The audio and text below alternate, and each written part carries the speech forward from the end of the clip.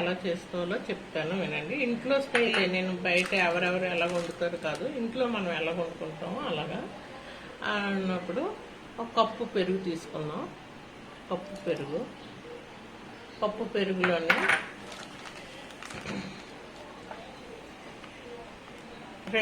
ఒక కప్పు ఉప్మా చేసుకునే రవ్వ,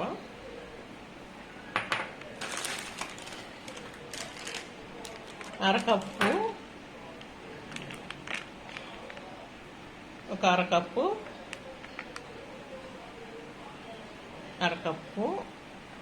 మైదా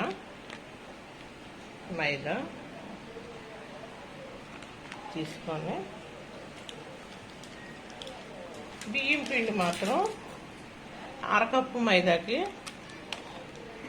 కప్పు దీనికి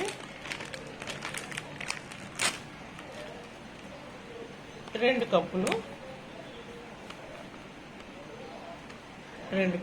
వరిపిండి, 2 కప్పులు వరిపిండి, అరకప్పు మైదా,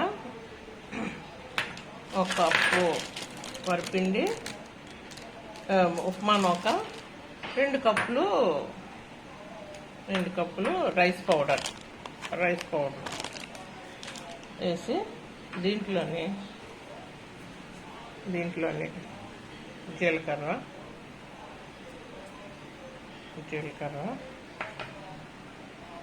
ఉప్పు,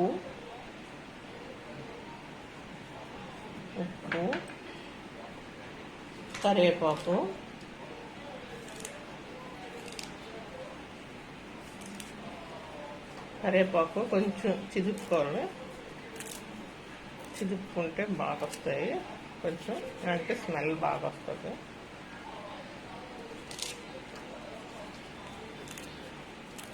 కరివేపాకు,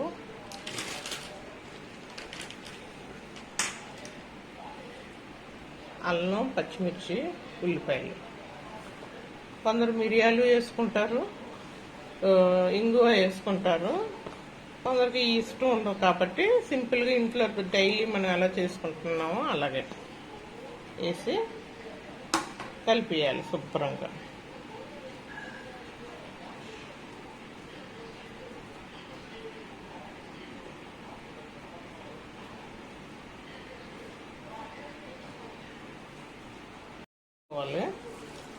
చాలా పలుచగా కలుపుకోవాలి.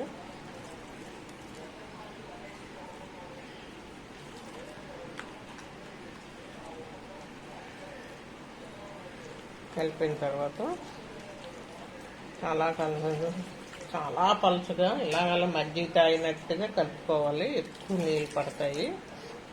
దీనికి వాటర్కి మాత్రం కొలతలేదు. మనం ఎంత పలుచ కలుపుకుంటే అంత వస్తుంది. దీంట్లో కొత్తిమీర వేసుకోవచ్చు, ఇదే మిరియాలు కానీ ఇంగువ కూడా వేసుకుంటారు కొందరు.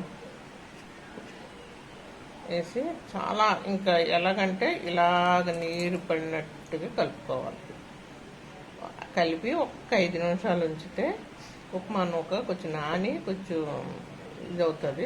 5 నిమిషాలు బౌల్ పెట్టేసి వెంటనే వేసుకోవాలి. మళ్ళీ ఎక్కువసేపు ఉన్న బారావు. 5 నిమిషాలు కలిపేసి ఇంకా నీళ్ళు పడతాయి పెట్టేసి కలిపేసేసి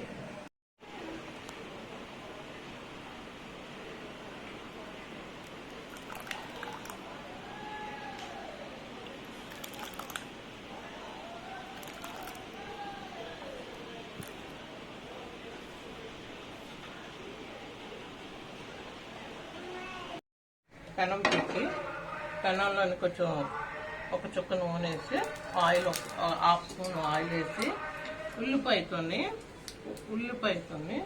ఇలా రుద్దాలి. ఉల్లిపాయతో ఇలా రుద్దితే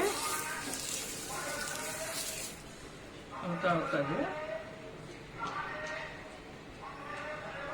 అప్పుడు ఇది కలుపుకొని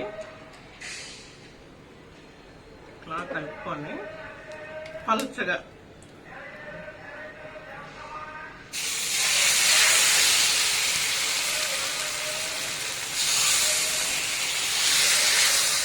వేసేయడమే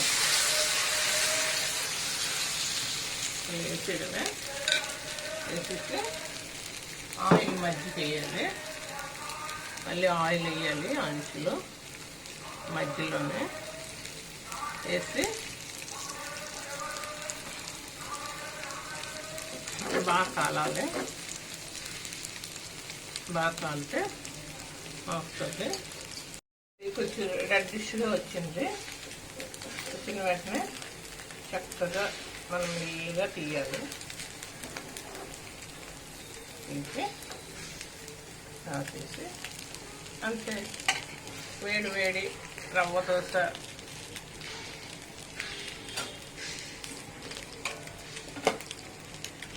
వేడి వేడి రవ్వ దోశ తీసి వేసేసుకోవాలి.